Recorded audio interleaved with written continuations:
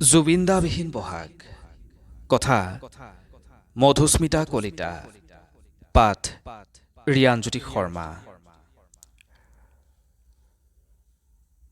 বহাগ আহিলেও আজি আকাশত কিবা যেন খালী খালী অনুভৱ। ঢোল পেঁপা গগনাৰ গাঁও ভৰা শব্দত মনটো যেন কিবা নিস্তব্ধ। বিহুৰ ৰঙেৰে গাঁও চহৰ ভৰি উঠিছে, গামোচাৰ ৰঙেৰে মঞ্চ ভৰিছে, কিন্তু কাণত যেন কিবা সোধা সোধা লাগে। জুবিনদাৰ সেই চিনাকি স্বৰ, যি স্বৰে জগাইছিল অসমীয়াৰ মন, যিকেইটা বহাগক উজ্জ্বল কৰিছিল। সেই সুৰত আছিল মাটিৰ গোন্ধ, সেই কণ্ঠত আছিল অসমীয়াৰ জীৱন।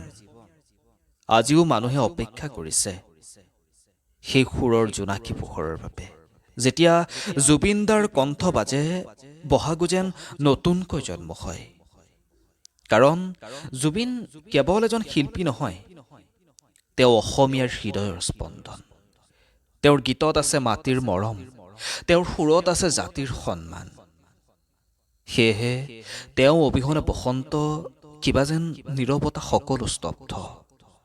ঢোলৰ চেউটো যেন বিষাদৰ সুৰ, ৰঙৰ মাজতো যেন লুকাই আছে অসমীয়াৰ সেই মনস্তাপ। তথাপি আশা আছে প্ৰতিটো মনত, এই সুৰ এদিন পুনৰ বাজিব। অসমীয়া আৱেগৰ সেই অমৰ কণ্ঠই আকৌ বহাগক জোনাকী কৰি তুলিব।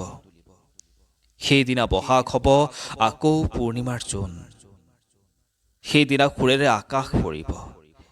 জুবিনদাৰ কণ্ঠই আকৌ কব, মোৰ অসম, মোৰ গৌৰৱ, মোৰ বিশ্বাস। ধন্যবাদ।